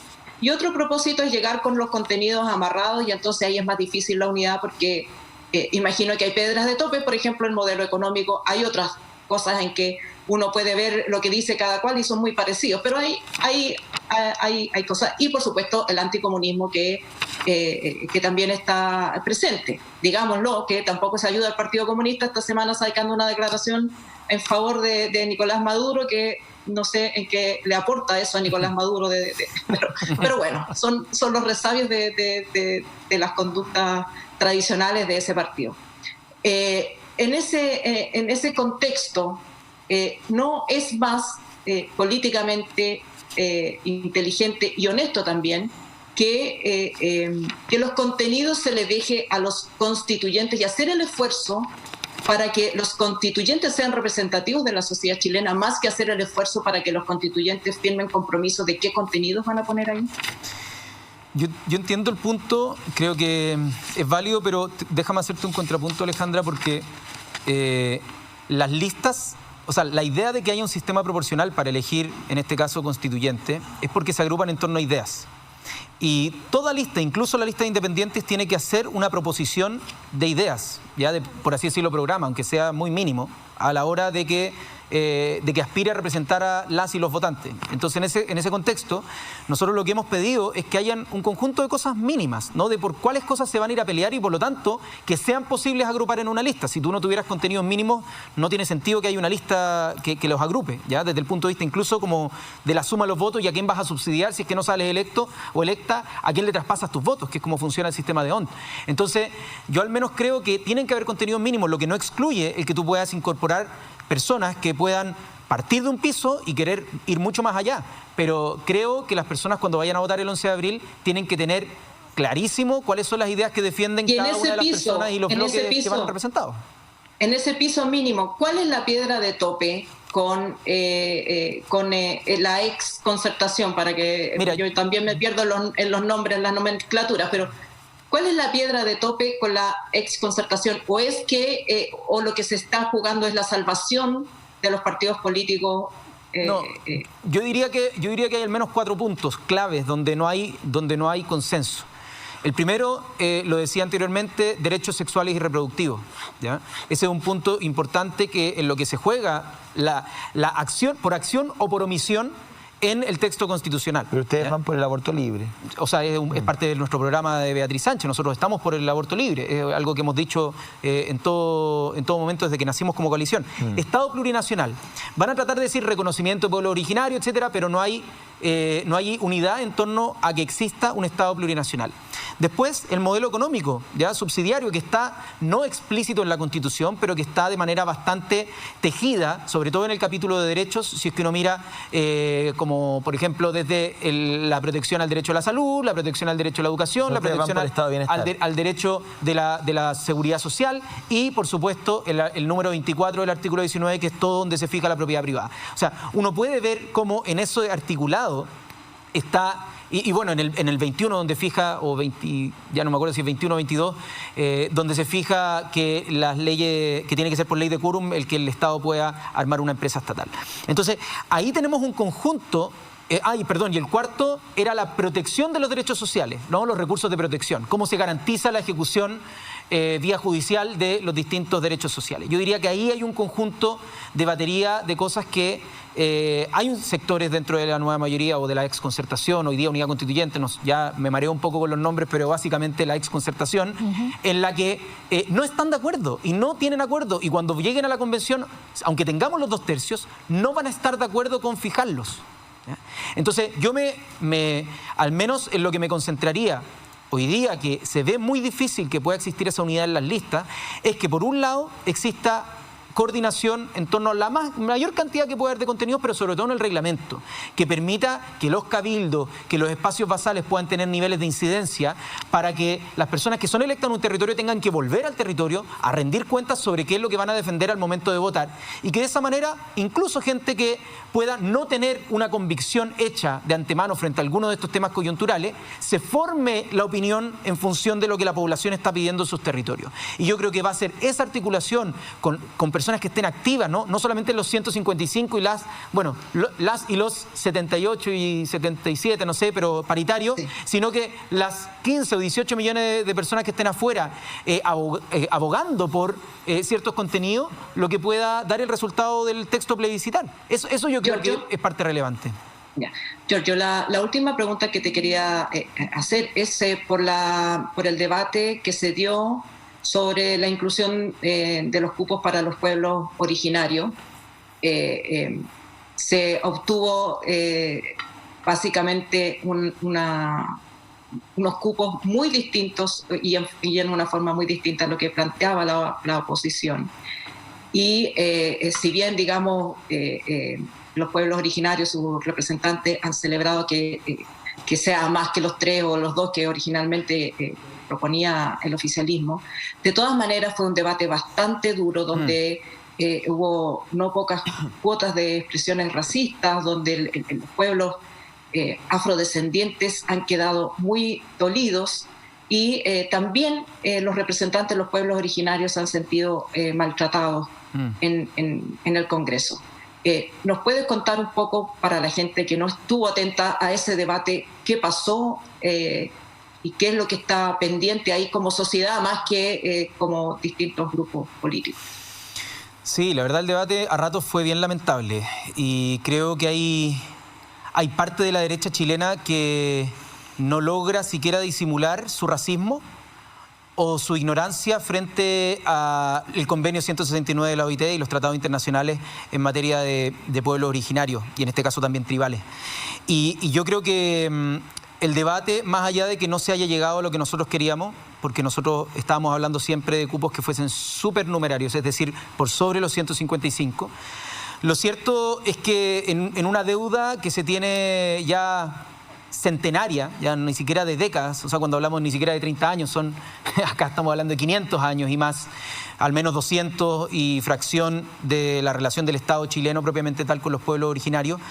Yo diría que este es algo que nosotros, independiente del cálculo electoral, tenemos que ser capaces de aprobar. En términos también se preguntó si iba a afectar a la paridad o no, pero como se restan más escaños de distritos impares, al final favorece la paridad, lo que también en este caso es una buena noticia como efecto colateral del tema de la paridad, pero en tema de restarle proporcional a los distritos, yo encuentro que es una mala noticia, pero sumando y restando en perspectiva histórica, yo creo que es demasiado fundamental que un nuevo pacto social contenga la visión de los pueblos originarios, en este caso con una representación suficiente por años y siglos de abandono, así que yo al menos me manifiesto a favor del resultado, independiente de, como te decía antes, lo lamentable de las frases racistas y de la conducta patronal y, digamos, incluso colonial de muchos de los representantes del oficialismo. Mónica. Diputado Jackson, usted estaba hablando de unámonos en torno a un programa. Esa era la clave, ¿no es cierto?, para tratar de hacer unidad con otras fuerzas que no sean solamente las de su sector. Sin embargo, a mí me llama la atención que usted planteara 4 puntos clave: derechos sexuales, Estado plurinacional, modelo económico, rechazo a la subsidiariedad, protección de derechos sociales. Y entonces, ¿por qué hizo eclosión el Frente Amplio? Si se supone que en su sector, todos esos puntos los aprueban. ¿Qué falló? ¿Qué ocurrió? Porque eclosionó su sector. Sí. No me conteste. Me voy a autodenunciar de nuevo. Me voy a la pausa. Último corte. Giorgio Jackson le contesta a Mónica González. Que hay que recordar en el presente para no volver a repetir. Cantata. ¿Cuál? Tienen ahí una cita con excelentes artistas y además pues, el relato de Alfredo Castro. Ya, respóndame. Mónica González preguntaba por la eclosión del Frente Amplio. Exactamente. Porque usted me hablaba de unámonos en torno a un programa que usted planteaba a la exconcertación. Con 4 puntos, que es obvio que ustedes, cuando obtuvieron el 20%, con un programa donde participaron presidencial, para Beatriz Sánchez, donde participaron destacadas intelectuales de este país. Es obvio que entre todos ustedes en el Frente Amplio estaban de acuerdo en ese programa, ¿no? Y estos 4 puntos estaban, entonces parece que no basta estar de acuerdo en 4 puntos clave. Sí, yo frente a eso diría, primero que yo estoy y sigo, aunque uno se le va pasando, ¿no?, pero muy desconcertado con lo que pasó también de las renuncias de Pablo, de Natalia y también del Partido Liberal, precisamente porque en contenidos... Pero son las últimas, han venido, esto no es de ahora, diputado. Sí, esto es un proceso que viene arrastrándose. Es verdad, no podemos desconocer eso. No es un problema de última hora, no se lo achaquemos a la pandemia. No a la pandemia, pero al menos esta última semana, porque estamos hablando igual del contexto más reciente, yo creo que se instaló una falsa disyuntiva. ¿Cuál? La falsa disyuntiva que dice, o estamos en la unidad o nos vamos a una alianza, a la unidad me refiero con mayúscula, toda la unidad, ¿ya? Unidad completa en torno a esos mismos objetivos, que es mi escenario ideal, o optamos por irnos con Chile Digno, Unidad por el Cambio, como se le quiera llamar, que es donde está el PC y que se le ha puesto acento, obviamente, a la sigla del Partido Comunista. Y yo diría que esa es una falsa disyuntiva, porque tratamos de hacerlo primero, no nos ha resultado por las distintas razones que le he tratado de Pero algo comentar habrán acá. hecho mal, ¿no? Sin duda. Y por lo tanto, dado que no se puede lograr lo primero, estamos hoy día resolviendo cuál camino tomamos, ¿ya? Y yo ya he manifestado mi postura. Autocrítica 100% en muchos planos desde el 18 de octubre hasta ahora, porque creo que ni Revolución Democrática ni el Frente Amplio, además de ningún partido, creo, en Chile, ha estado a la altura de lo que significó el proceso del 18 de octubre. Ahora, creo que aportamos en algunas cosas y ahí incluso hemos tenido diferencias con el PC, por ejemplo, lo que fue el acuerdo del 15 de noviembre. Perdón, ahí, acuerdo dicho sea paso, que nosotros reivindicamos con todas las críticas la Mónica dice que han hecho mal. No, es que yo se lo pregunto por algo bien concreto, además. Desde afuera, ¿qué ve uno, diputado? Una cantidad de personalismos, de egos, de yo pienso, yo opino, yo me voy, yo digo esto. ¿Eso era refrescar, como decía Mirna al principio, No. La política en Chile por la que tanta gente apostó y les dio el 20%, ¿no? No. Apostar por un grupo de izquierda que privilegia el trabajo colectivo. Y discúlpeme, no estuvieron a la altura del 18. ¿Se da cuenta la gravedad de lo que estamos enfrentando hoy día? Están a la altura de presionar, denunciar la corrupción para que nosotros llevemos la ayuda donde la merece la gente. Bueno, de verdad estamos trabajando en eso mismo, y cuando tú dices que hoy día puede ser una suma de personalismo, nosotros lo que apostamos, al menos en la construcción partidaria, cada uno le pone su sabor cuando ingresa a militar en un partido, pero que las diferencias se puedan procesar internamente. Y lo mismo a nivel de una coalición, ¿no? Porque nunca los partidos ni las coaliciones han sido monolíticas, siempre han tenido diferencias. Hay partidos que las resuelven todas muy internamente y para afuera son un bloque muy monolítico. Hay otros que expresan sus visiones también por fuera. Y creo que ahí se cruzan dos críticas, más allá de la falsa disyuntiva a la que yo decía antes, y por eso sigo sin comprender muy bien y sigo bien desconcertado frente a estas últimas renuncias. Pero respecto al clima, que es algo que también se da en las redes sociales, lo podemos ver cotidianamente, creo que se da una tendencia a polarizar los grupos a partir de simplismos y superficialidades. Y eso se da de todos lados. Y creo que una crítica que tenemos que hacernos nosotros no solo como sector, sino como individuos dentro de este ecosistema, es que en general tendemos, apenas tenemos la oportunidad, a sacar un machete y pegarle al que podamos. Eso fue lo y eso es bien autodestructivo en general. ¿Eso fue lo que a usted le hastió para irse del Congreso y decir ahora que quiere irse a estudiar? No, yo el 2013, antes siquiera de pisar el Congreso, yo dije que iba a estar máximo una reelección, si es que la gente me reelegía, ¿no? Y bueno, me reeligieron con una muy buena votación, pero yo quiero cumplir ese compromiso, no quiero hacerme el loco y decir, no, ¿saben qué? Ese compromiso no vale y me voy a pernar en el poder, porque creo que no hay que pernarse en el poder. Y por lo tanto yo voy a cumplir ese compromiso y me quedan 13 meses y fracción, 14 meses casi, para hacer lo mejor que pueda en el espacio del mandato que tengo, y después veré. ¿Va a Londres? No sé, no sé todavía, no tengo idea. Es un ciudadano del algo mundo. que tengo como plan desde el 2013, pero yo los próximos 14 meses los voy a abocar 100% a mi tarea en el Congreso y en el distrito. Tengo un punto ahí, perdón, que quería llevarlo al tema de la ambivalencia legislativa del Frente Amplio, porque finalmente uno evalúa las coaliciones por su comportamiento en el Parlamento, digamos, Claro. más allá de cómo uno los ve en los programas de televisión, lo mediáticos que son, algunos más, otros menos, sus rounds con Pamela Giles, que tampoco no lo quiere nada, le pega con la pluma, usted le contesta, bueno, en fin. A mí me gustaría llevarlo a la ambivalencia legislativa desde mi óptica que ha tenido el Frente Amplio, un zigzag que uno, la verdad, cuesta un poquito leer el comportamiento que han tenido. Votaron a favor de una serie de disposiciones de seguridad del presidente Piñera el año pasado. Sí, el año pasado, a partir del 18 de octubre, después dijeron que no habían leído bien, pero finalmente votaron alineados con el gobierno en lo que para muchos son leyes represivas, me parece censurable, se lo digo en su cara. Luego, bueno, viene todo el tema del indulto para aquellas personas que están en prisión preventiva, producto del 18 de octubre. Les ha costado ser disciplinados legislativamente, y si hay algo que uno puede admirar del Partido Comunista, para no sacarle Venezuela, Corea, Cuba y todas esas cosas que a uno de repente le gusta hablar respecto al comunismo, para hablar del Partido Comunista chileno, si uno tuviera que reconocerle un punto, es su disciplina legislativa y es su coherencia legislativa. Uno sabe lo que esperar, al tiro, pum, saben cómo votan, todos alineados. Eso uno lo pueden llamar órdenes de partido, otros lo pueden llamar que responde a una suerte como dictadura interna, no tengo idea. Lo que uno ve como ciudadano es que Guillermo Tellier y su gente votan en una sola línea. Y en el caso de ustedes no ha sido así. ¿Por qué?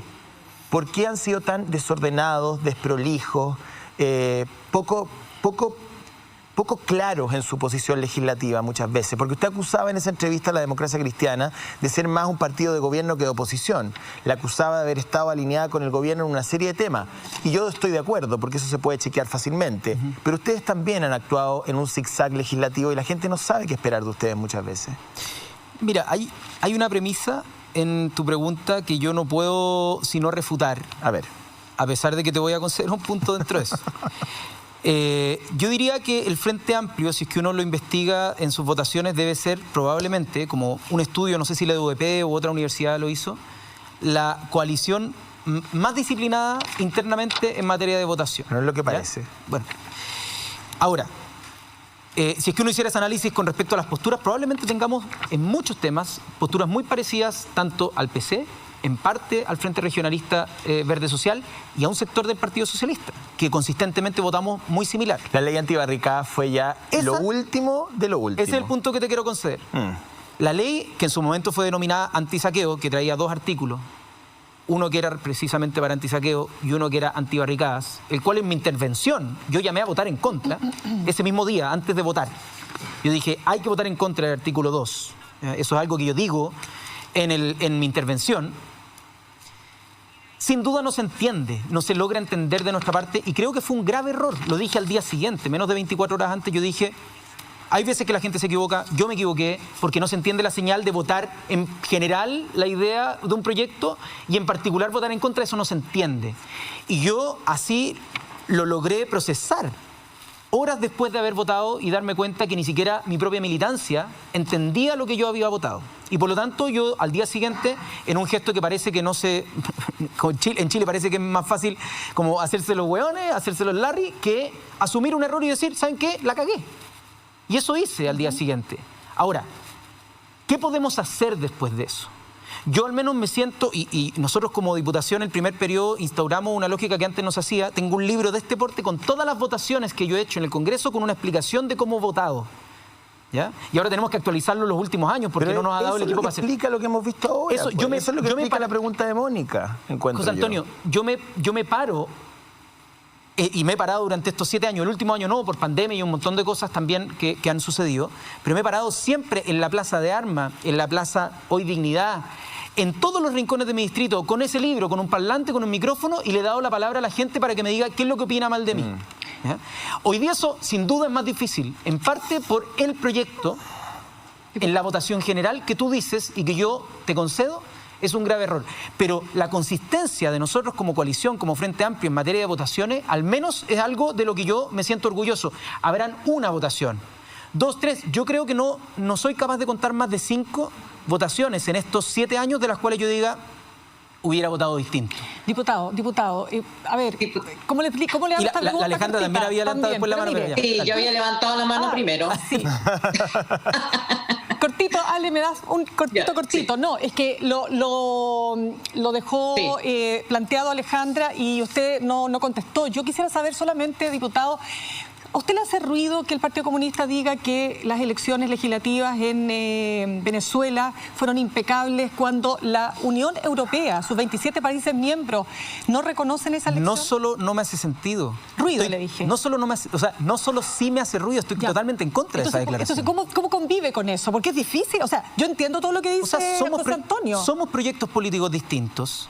como en términos de su quizás política internacional, en su historia, obviamente, pero cuando se trata de ver cuáles son los contenidos constitucionales que queremos proteger, yo me siento más cercano a lo que ellos han expresado que lo que expresa la coalición donde está la democracia cristiana. Cuando se trata de la cifra de ONT, ¿a quién los votos de nuestra coalición, si es que no sacamos electo o electa un constituyente, a quién queremos que subsidien esos votos? Es a quienes defienden las mismas cosas, no a los que defienden las cosas contrarias. Giorgio, Giorgio, una pregunta cortita. Dale, Alejandra, perdón. Una pregunta cortita fuera de este tema. Se presentó un proyecto recientemente para pedir el indulto a los presos políticos. Hay un debate si son presos políticos o no, pero digámosle los presos de la revuelta, muchos de los cuales llevan más de un año presos sin que se hayan sometido a juicio. ¿Ustedes apoyan ese proyecto? Sin duda, está redactado por el equipo tanto del senador Juan Ignacio Latorre, que lo presentó, ¿no? Del presidente de la Comisión de Derechos Humanos, que es de nuestro partido, también de la diputada Maite Orsini, que es de nuestro partido, y un montón de otros congresistas de oposición que han estado en esta agenda, y que yo les agradezco que hayan hecho este trabajo. Más allá de que pueda tener perfecciones el proyecto y que uno lo pueda corregir, creo que es súper importante que, sobre todo cuando hay mucha gente en prisión preventiva con querellas por ley de seguridad del Estado, lo que agrava y por lo tanto pone presión para las medidas cautelares, que en casos de personas que están condenadas solo por declaraciones de Carabineros, ¿ya? Cuando sabemos que Carabineros ha hecho declaraciones respecto a hechos que luego se desmienten con videos. Para todos esos casos no hay un video que lo desmienta, pero tampoco hay una evidencia concreta, verosímil para toda la sociedad, por la cual le otorgamos el máximo castigo represivo como a una persona, que es privarlo de libertad. Entonces yo creo que ese es un tema que hay que discutir, ¿ya? No solo por el contexto en el que estaba, sino que porque la forma en la que está sustentada esa medida cautelar o esa prisión de alguna persona está fundada en declaraciones de personas que han, a través de su institución, como mentido muchas veces, en muchas declaraciones, y son innumerables. Y cuando tenemos que el 77%, última cosa, cuando tenemos que el 77% de las detenciones, que aumentó las detenciones ilegales en un 77% el año 2019 respecto al 2018, es un indicio de que lo que se hizo fue pesca de arrastre. No quiero dejar pasar el regalo que le tenemos, Bruno y los eclipses, para que se deseclipsen. Me encantan los eclipses, me encanta la ciencia. Soy un ñoño de tomo y lomo, así que te lo agradezco. Ya, muchas gracias, tiene más pelo que yo, eso sí. Sí. Unos lentes parecidos. Sí, muy bien. Solamente espero que no llame a la gente a ir a la Araucanía a verlo, porque sí, ya se sabe. Por el tema de la pandemia, peligroso. Vamos a agradecer a Candel.cl, que tiene estos pastelitos exquisitos, galletas. Tienen una nueva casa, entiendo, en las próximas semanas, Isidoro Yáñez 2520, estoy cada vez más ciego, ahí en Providencia. Candel, una pastelería de primerísima calidad. Sarika Rodríguez, gracias por la ropa. Quiero desearle suerte en sus vacaciones a Mónica González. Gracias. Que se va de vacaciones, pero vuelve a Pauta Libre en la temporada 2021. 1021 no. 2021. Vuelve. Yo creo que vuelva. ¿Quieren que vuelva? Sí. ¿Todos queremos que vuelva en este estudio? Sí, claro. Sí, con domingos libres, sí, pues, porque obviamente trabajar todos los domingos es duro, y Mónica es una mujer sobreagendada, pero yo sé que nos va a hacer un espacio algunos domingos al mes. Así es. Mónica, que te vaya bien. Que tengan lindas fiestas. Que te vaya bien, Mónica. Gracias. Además, la Mónica es parte del ADN de este programa. Yo en este programa, sin la Mónica, guatea. Ya, Mirna, muchas gracias. Muchas gracias. Alejandra, también, diputado, gente en el estudio, un beso. Nos reencontramos el próximo domingo. Chao.